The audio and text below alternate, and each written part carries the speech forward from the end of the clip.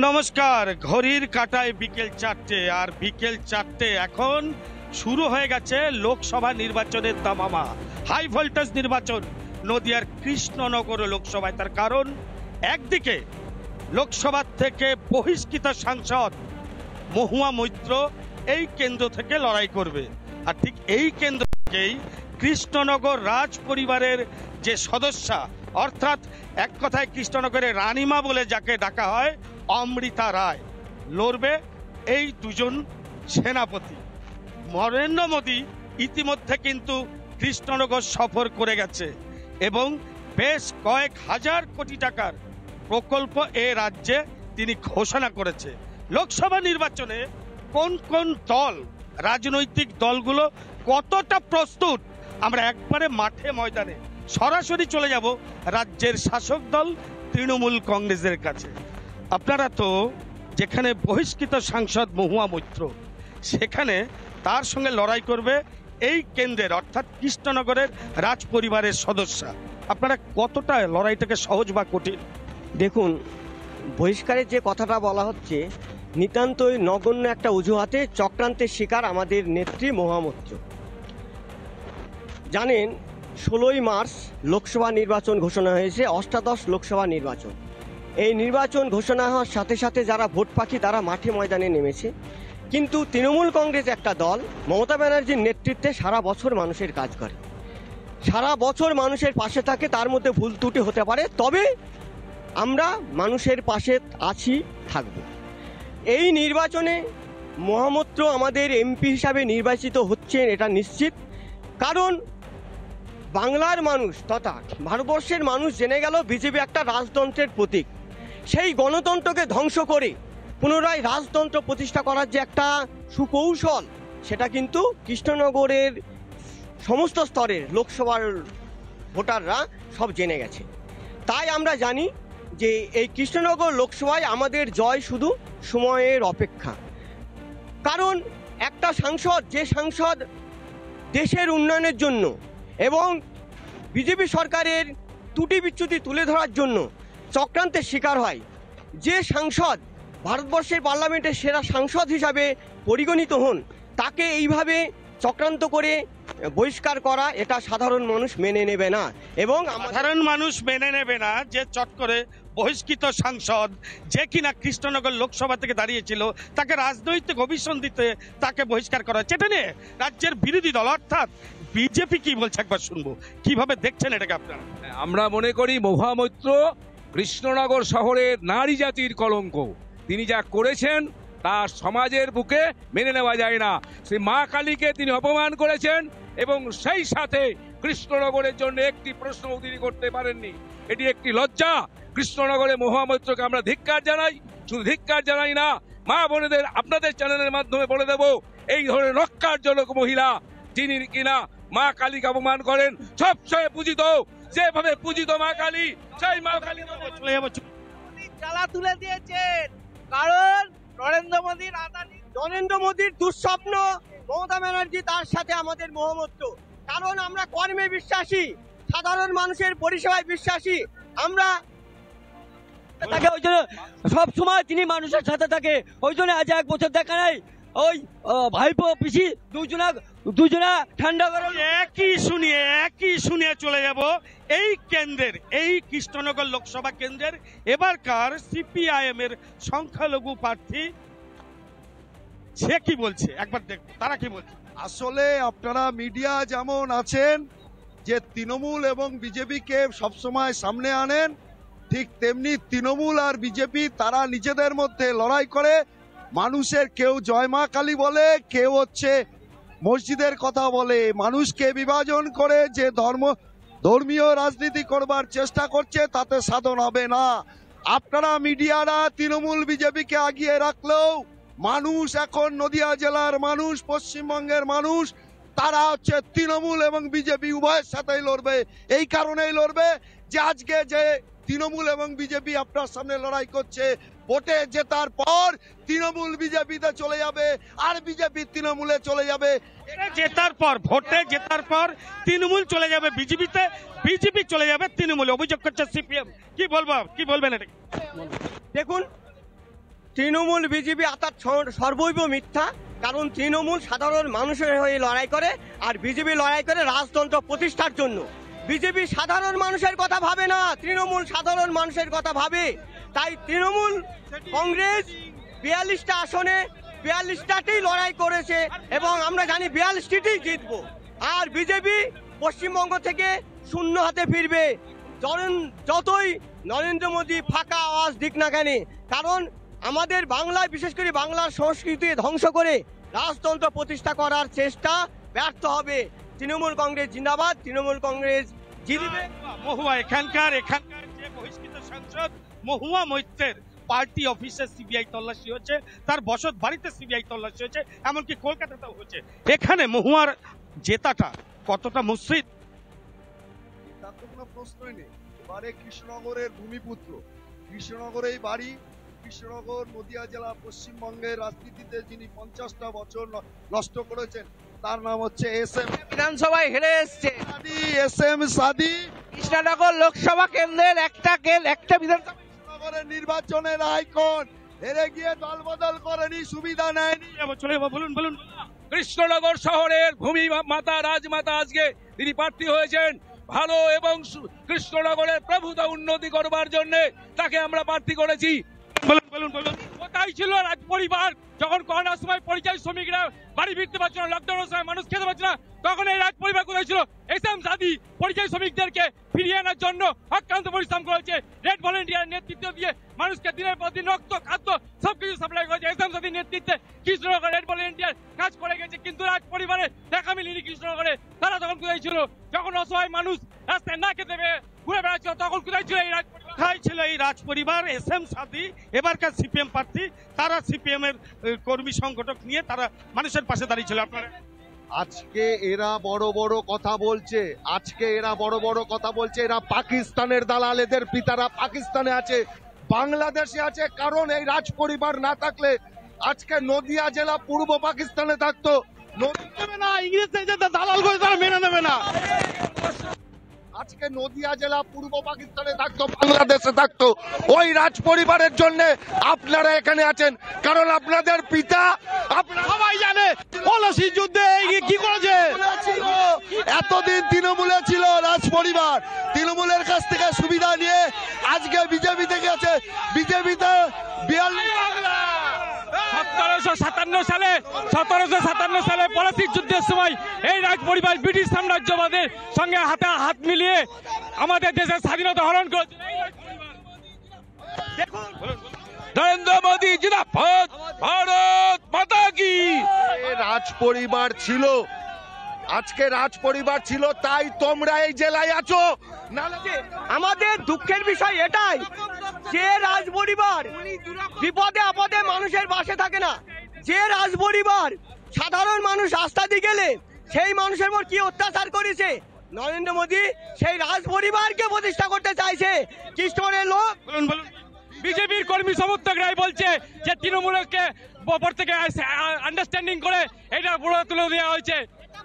উনারা স্বীকার করে নিলেন যে তৃণমূল জিতছে, বামপন্থীরাও স্বীকার করলেন, ওরাও বলছে তৃণমূল জিতছে, বামপন্থীরা তৃণমূল। হ্যাঁ বলুন। তৃণমূল জিতছে। যাদের সাংসদ কৃষ্ণনগরের কোনো প্রচার সংসদে তুলে ধরে না, করিমপুরের সাংসদ তিনি, নদিয়া জেলা কৃষ্ণনগরের সাংসদ না, যে লিপস্টিকের বিনিময়ে, ভ্যানিটি ব্যাগের বিনিময়ে যে দেশের গণতন্ত্রকে বিক্রি করে দেয়, ধিক্কার জানাইছে মহুয়া মৈত্রকে।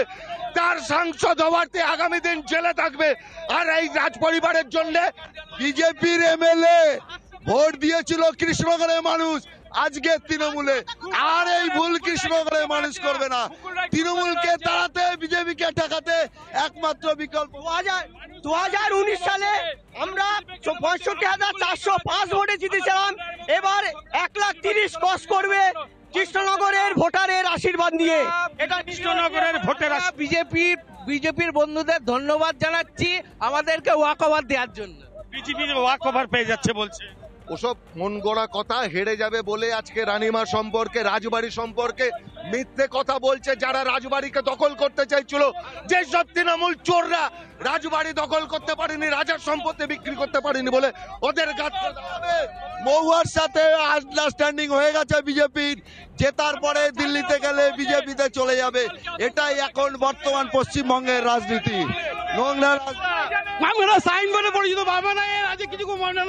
মানুষ সিদ্ধান্ত নিয়েছে 13ই মে মহামৈত্র জিতছে এবং 1,30,000 ভোটে জিতছে। 1,30,000 ভোটে জিতছে বহিষ্কৃত সাংসদ। এটাই আগামী দিন ওদের অনুব্রত মণ্ডল, পার্থ চ্যাটার্জি যেরকম শ্রীঘরে রয়েছে, মহুয়া মৈত্র লিপস্টিক আর ভ্যানিটি ব্যাগের পরিবর্তে সে জেলে থাকবে। তার জেল, তার ওনারা ক্ষমতার অপব্যবহার করছে সিবিআই তোতাপাকির মাধ্যমে। যেদিন ওনারা দিল্লি থেকে ছুটবেন, সব ওনাদের নেতাদের জেলেই বন্দী থাকবেন। অবস্থাটাই তো তোমাদের এই দুরবস্থা। তৃণমূলের এখন 3টে কোয়ালিটি, একটা জেলে, একটা জামিনে, আর একটা রেস্টে আছে। জেলে, জামিনে, রেস্টে, তৃণমূলের 3টে কোয়ালিটি। অভিযোগ করছে এককালে অমিত শাহ জেলে ছিল, জেল থেকে জামিন নিয়েই বেরোতে হয়েছিল। শুভেন্দু অর্জুন সিং এর মতন মহুয়া বিজেপিতে ঝাঁপ দিলেই ধোয়া তুলসী পাতা হয়ে যাবে, আর কোনো দোষ থাকবে না। এই নোংরা রাজনীতি নদিয়ার মানুষ বুঝে গেছে। 2টো সিটেই শুধুমাত্র কৃষ্ণনগর নয়, রানাঘাট সিটেও তৃণমূল এবং বিজেপির সাথে লড়াই করবে বামেরা। 2টো সিটেই লড়াই করবে। BJP washing machine. শুভেন্দু অধিকারীর যে কলঙ্ক আছে, সেই কলঙ্ক ধুয়ে মুছে সাফ হয়ে গেছে, বাংলার মানুষ জানে। তাই এই ওয়াশিং মেশিনকে বাংলার মানুষ বিশেষ করে বিশ্বাস করবে না। তৃণমূল কংগ্রেস এই 42টা আসনেই জিতবে। জয় বাংলা, জয় বাংলা, জয় বাংলা। আজকে বাংলাদেশের স্লোগানে দেখেন, বাংলাদেশের সন্তানেরা জয় বাংলা, বাংলাদেশের স্লোগান। সেই বাংলাদেশের স্লোগান আজকে পশ্চিম বাংলা দিচ্ছে। এই পশ্চিম বাংলাকে বাংলাদেশ বানাতে চাইছে এরা। পশ্চিম বাংলাকে বাংলাদেশ কোনোদিন মেনে নিইনি, কৃষ্ণনগর মানুষ মেনে নেবে না দাঙ্গাবাজদের। আমরা বাংলায় গান গাই, বাংলার গান গাই। আমিকে চিরদিন এই বাংলায় খুঁজে পাই। সিএএ লাগু হয়েছে, সিএএ লাগু। আমার একটা প্রশ্ন আছে। প্রশ্নটা যেটা হচ্ছে সেটা, বিজেপি কি ভয় পেয়ে তৃণমূলকে জায়গাটা ছেড়ে দিল? কারণ কৃষ্ণনগরের কৃষ্ণ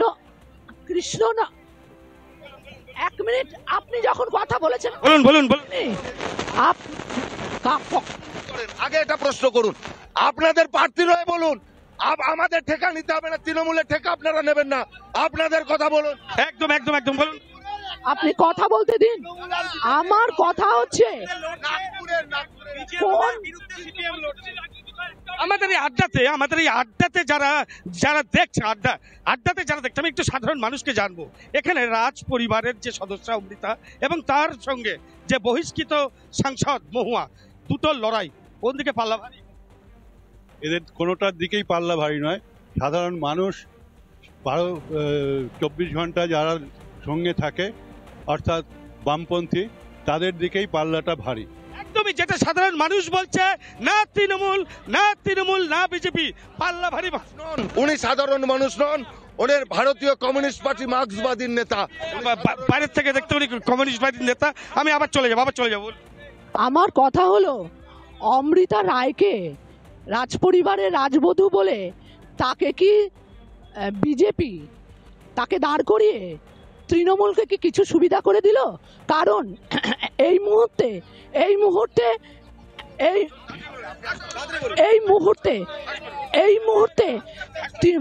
মহুয়ার যা অবস্থা, একদম মহুয়ার অবস্থা ভালো না। আপনাদের সিটটা এগিয়ে দাও। স্বাধীর কথা বলুন, আপনারা তো সিপিএম এর প্রতিনিধিত্ব করছেন, স্বাধীর কথা বলুন।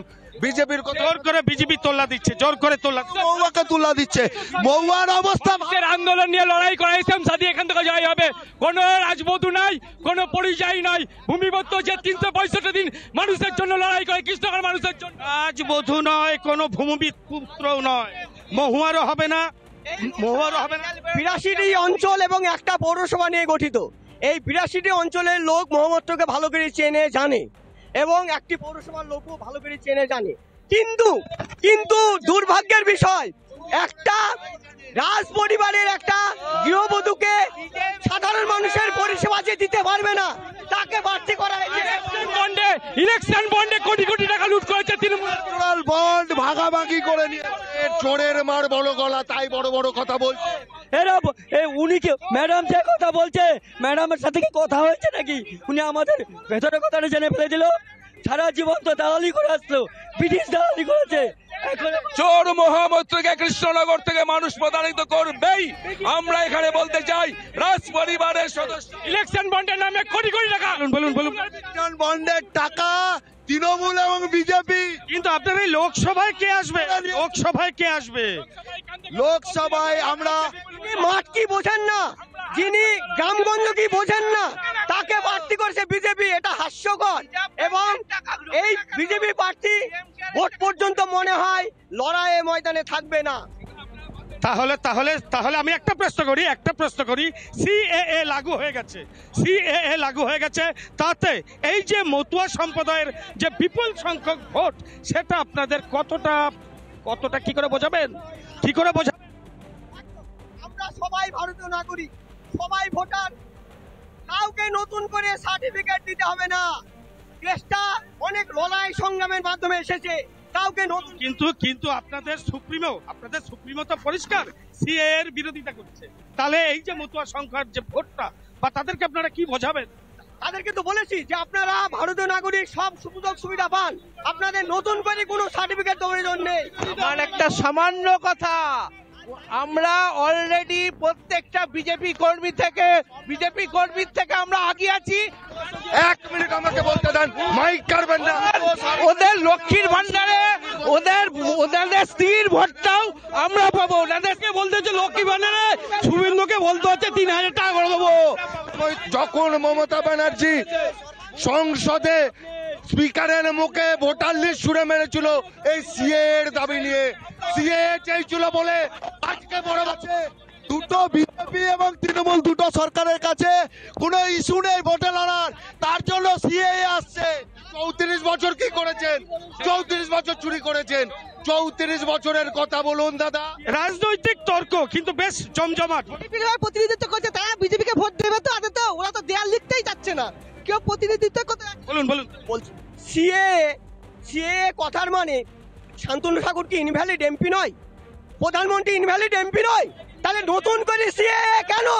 সবাই নাগরিক, সকল সুযোগ সুবিধা পশ্চিমবঙ্গের মানুষ পায়। এই মমতাই বলেছিল সিএ হোক বলে চেয়ার টেবিল ভেঙেছিল। কোথায় দাঁড়াও, কোথায় বলেছে নাগরিকত্ব নয়? বাংলাদেশ থেকে, পাকিস্তান থেকে লোক আসবে আর আমরা দিয়ে রেখে দেবো? আপনার সবাই ভারতীয় নাগরিক, আমরা নির্বাচিত করেছি এমপি ভোট। সিপিএম সিএ ছাড়া এদের কাছে আর কোনো ইস্যু নেই। মানুষের দৈনন্দিন রুটি জিনিসের দাম যেভাবে বেড়েছে, গ্যাসের দাম, পেট্রোলের দাম, নিত্য প্রয়োজনীয় জিনিসের দাম কমছে, তেলের দাম কমছে, গ্যাসের দাম কমেছে, মাছের দাম, তেলের দাম কমেছে। 500 টাকা বাড়িয়ে 100 টাকা কমালে কি হবে? সেই ইঁদুর থেকে দেখা ছাড়া তাহলে মহুয়া কি জিতবে? মহুয়া এখান থেকে বামপন্থীরা জয়লাভ করবে। আমরা এখানে আসলে জয়লাভ করার জন্য এখানে প্রতিদ্বন্দ্বিতা করছি। বিজেপির বামপন্থীরাই জয়লাভ করবে, মহুয়া জিততে পারবে। স্বপ্ন দেখা ভালো, স্বপ্ন দেখতে কোনো বাধা নেই। তবে কৃষ্ণনগর লোকসভার সাধারণ মানুষ জানে তৃণমূল কংগ্রেস একটা দল, সেই দল নির্বাচিত হচ্ছে এবং মহামৈত্র জিতবে, এটা নিশ্চিত। দলমত নির্বিশেষে সাধারণ মানুষ যিনি গ্রাসরুট লেভেল বোঝেন, আর বিজেপির প্রার্থী না বলাই ভালো। একদমই স্বপ্ন দেখা ভালো, জিতবে বলছে মেহনতি মানুষ। অর্থাৎ একদিকে বামফ্রন্ট তারা দাবি করছে তারা জিতবে, এদিকে দাবি করছে জিতবে মহুয়াই। আমি একবার বিরোধীর কাছে যাব। লাস্ট বলুন, আপনাদের কৃষ্ণনগরের রানীমা তিনি কি করবেন? তিনি সত্যব্রত মুখোপাধ্যায় যে উন্নয়ন করতে পারেননি সাংসদ না থাকার জন্য, সেইখান থেকে আমরা শুরু করব। কারণ তাপস পাল, মহুয়া মৈত্র নদিয়া জেলা কৃষ্ণনগরকে শেষ করেছে। কৃষ্ণনগরে কোনো প্রশ্ন সংসদে তোলেনি, তারা ভ্যানিটি ব্যাগ, লিপস্টিকের পরিবর্তে প্রশ্ন করেছে, ব্যবসায়ী সংস্থার হয়ে প্রশ্ন করেছে। নদিয়া জেলা রাজ পরিবার যেরকম আমাদের স্বাধীনতা দিয়েছে, কৃষ্ণনগরকে আমরা পাপ মুক্ত করব। ওই মহুয়া মৈত্রকে এখান থেকে তাড়াবো, রানীমা কৃষ্ণনগর থেকে জিতবে, কারণ আবাল বৃদ্ধ বনিতা। বিজেপি বলছে যেই দেশভাগকে বাঁচিয়েছিল কৃষ্ণনগরের রানীমা, তিনি যেরকম জিতবেন, তার পাশাপাশি মহুয়া মৈত্র যে বিতর্কিত বা বহিষ্কৃত সাংসদ, তার দল থেকে দাবি করা হচ্ছে তিনিও জিতবেন। আর সিপিএম আশাবাদী যে তাদের মেহনতি মানুষের পক্ষে যারা কাজ করেছে তারাই জয়ী হবে। এখন শুধু সময়ই বলবে শেষ হাসি কে হাসছে। নদিয়া থেকে ভিডিও জার্নালিস্ট সঞ্জিত ঘোষের সঙ্গে পলাশকান্তি মণ্ডল, রিপাবলিক বাংলা, নদিয়া।